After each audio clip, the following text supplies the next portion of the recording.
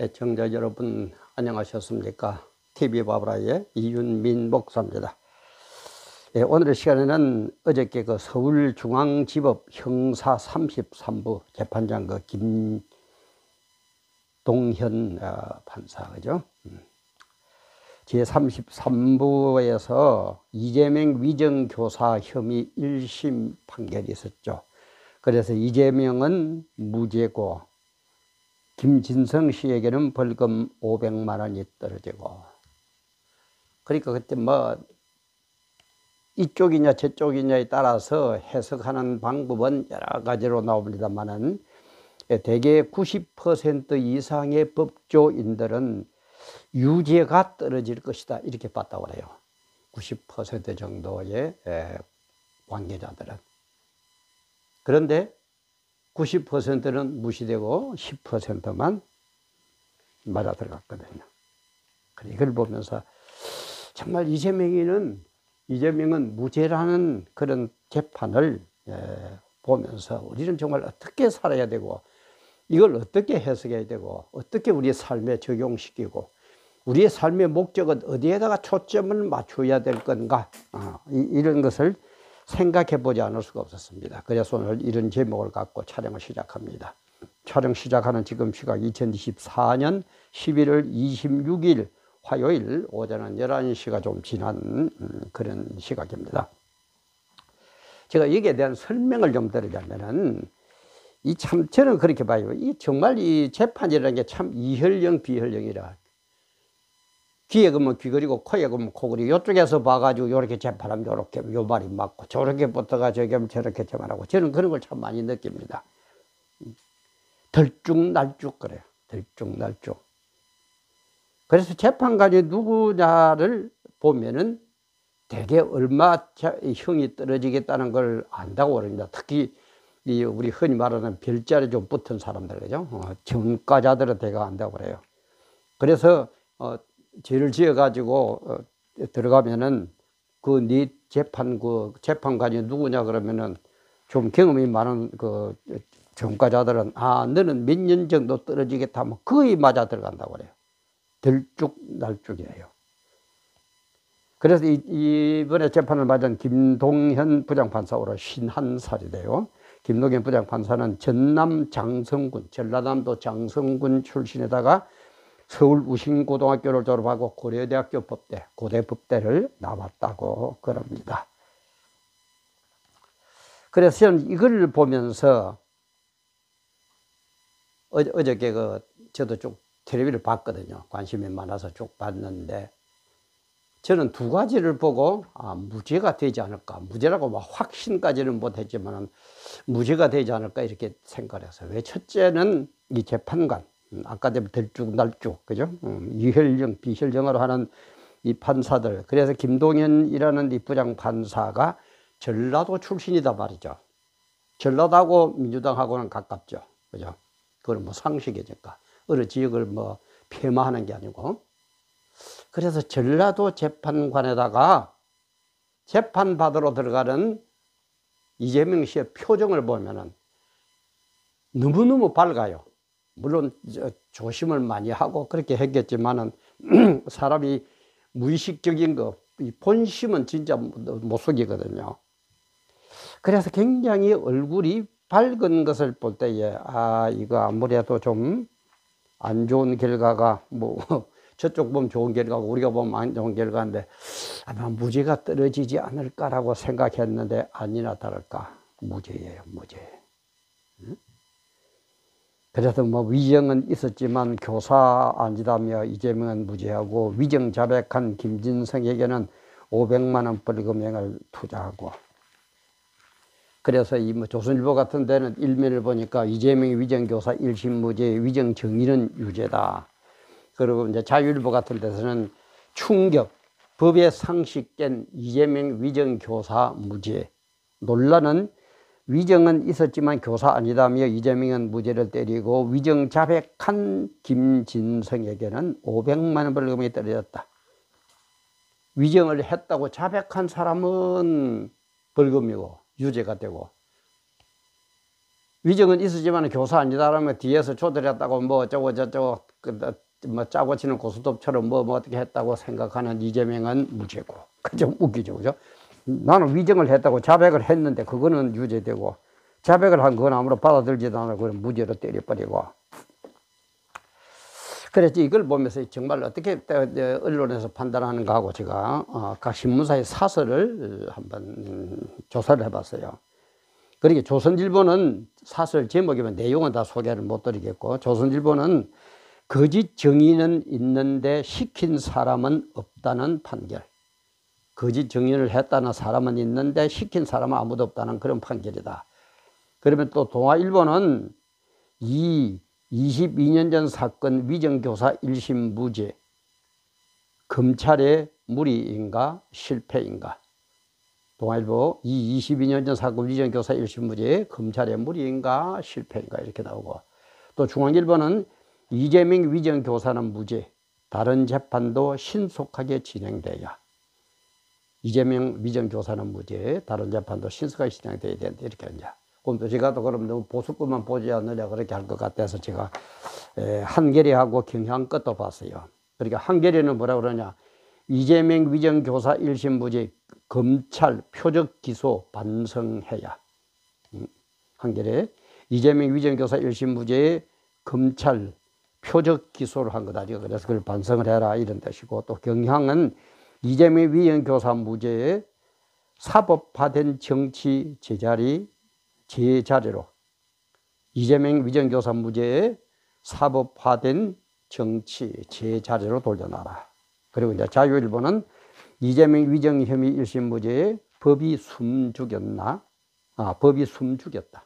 법이 숨을 죽이고 눈치만 봤다. 뭐 이런 식의 얘기입니다. 그래서 우리가 여기에서 알아야 될 것은, 우리는 무슨 사건이 있으면은 일희일비하지 마세요. 특히 우리 크리스찬들은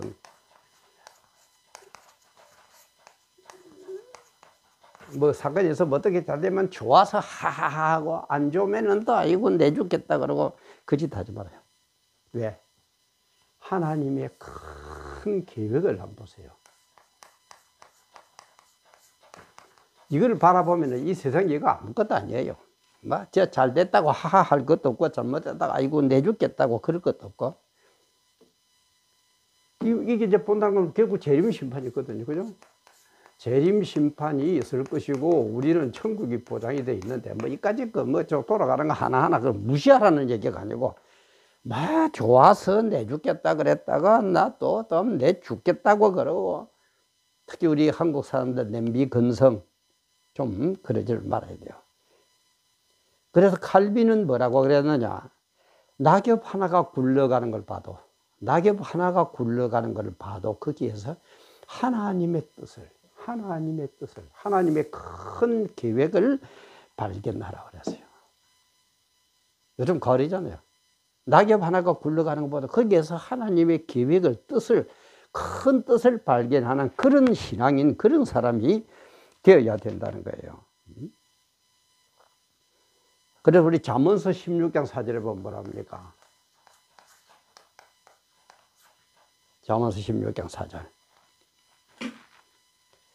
여호와께서 온갖 것을 그 시움에 적당하게 지으셨나니 악인도 악한 날에 적당하게 하셨느니라.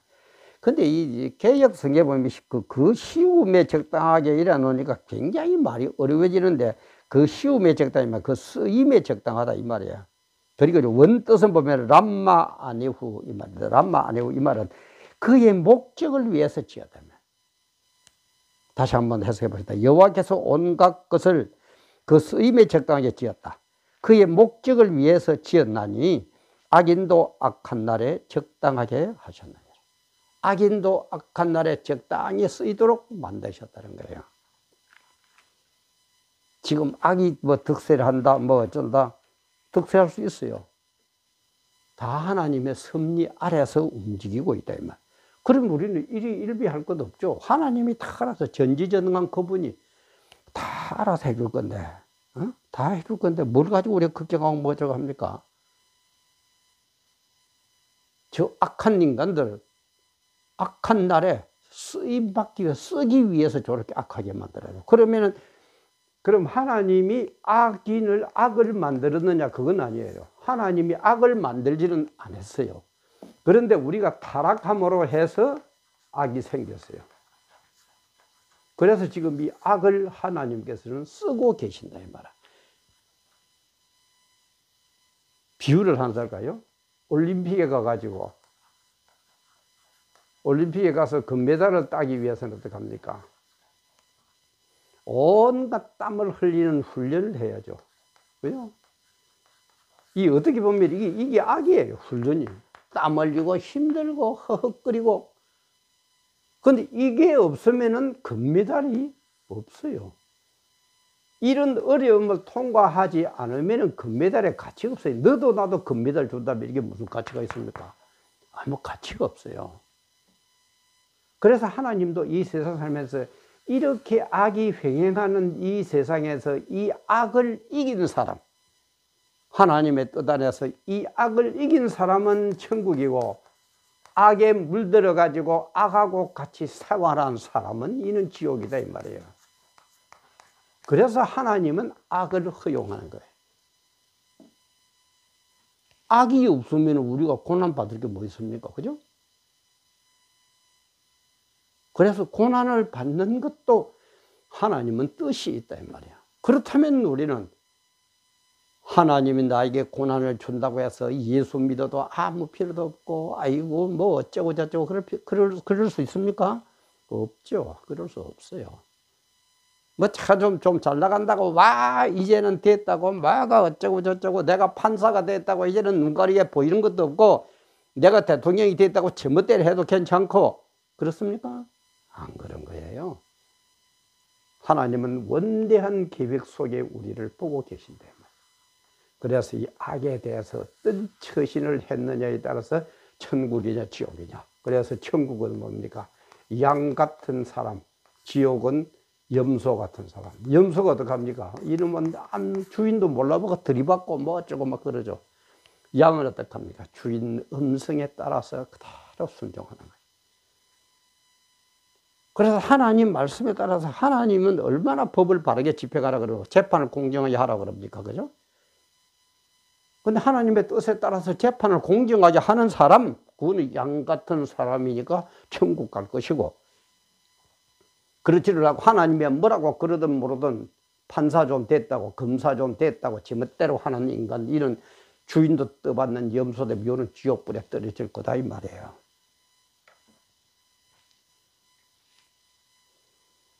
그래서 저는 이 세상에서 가장 악의는 저는 가롯 유다라고 봅니다.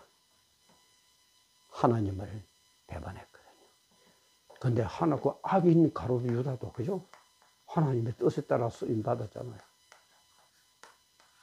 가롯 유다가 팔몰에서 주님이 십자가에 못 박히시고 돌아가시고, 그래서 온 인류를 구원하게 되고, 악한 날에 악하게 딱 쓰임 받도록 만들었다, 이 말이에요. 그렇다면 여러분들은 악한 날에 악한 뜻으로 쓰임받은 사람이라고 생각합니까? 아니면 나는 선한 날에 하나님의 영광을 위해서 쓰임받는 사람이라고 생각합니까? 그리고 어디에다가 초점을 맞추면서 나는 살아가고 있습니까? 어디에 초점을 맞추면서 나는 판사 노릇하고, 나는 어디에 초점을 맞춰서 검사 노릇하고, 나는 어디에 초점을 맞춰서 야당 총수하고, 어디에 초점을 맞춰서 대한민국 대통령하고 그 짓 하고 앉아 있느냐 이 말이에요. 응? 다들 뭘 하고 있어요 지금? 이런 내용을 모르니까, 이런 하나님의 원대한 뜻을, 역사의 주관자 되시는 이 하나님의 원대한 뜻을 모르니까 전부 내 마음대로 하는 거예요. 내가 최고예요. 내가 주인공이에요. 재판할 때는 재판하는 내가 주인공이라. 대통령 하는 내가 주인이라. 하나님 필요 없어요. 하나님 아예 눈깔이 없어요. 눈깔 안에 들어오지도 않아요. 이럴 때 눈깔이 맞죠. 그래서 우리 그러면 안 됩니다. 목사들도 교회당 좀 크면은 눈에 보이는 게 없어요. 대체 교회 목사든 사람도 아니에요. 이래가 되겠느냐 이 말이야. 이게 이런 모든 것들을 하나님은 알고 행위록에다가 하나하나 기록하고 지금 계십니다. 행위록. 요 행위록에 기록한 대로 염소냐 양이냐, 너는 천국 갈 사람이냐 지옥 갈 사람이냐 전부 판단을 할 겁니다. 이게는 여기에는 거짓말 할 수도 없어요. 일거수일투족, 마음까지 생각까지 골수를 쪼개는 것까지 전부 다 행위록에 기록합니다. 이걸 펴놓고 2024년 11월 25일 날 김동연 부장판사, 너는 어째서 이재명을 무죄로 했느냐? 다 물어보실 거예요. 그리고 이재명 시기는 그렇게 합니다. 이재명, 너는 대한민국 정치인으로서 어떻게 행동을 했느냐? 윤석열 대통령 보고는 대통령이 너는 어떻게 대통령 직무를 수행했느냐? 네 마음대로, 네 유리한 대로, 네 유익한 대로 대통령 수행하지 않았느냐?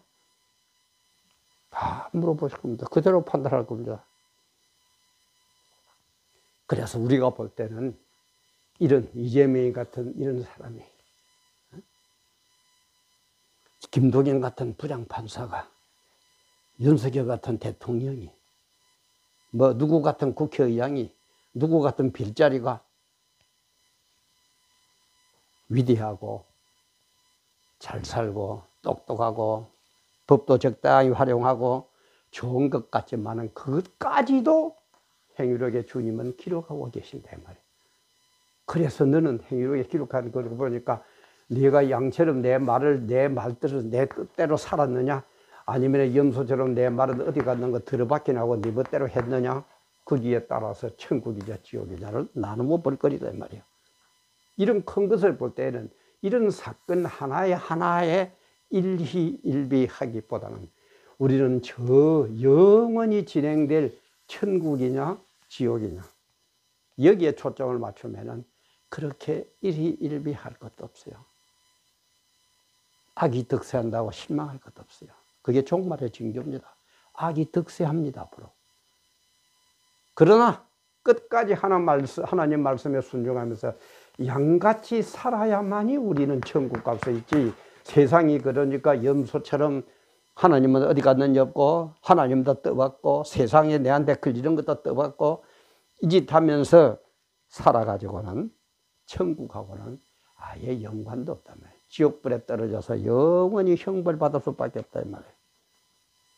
그러면은 우리 이런 사건 하나에 일희일비하기보다는 이 원대한 하나님의 이 뜻을 헤아리면서 내가 염소냐 내가 양이냐, 내가 염소냐 내가 양이냐. 그래서 염소는 좌편에, 양은 우편에.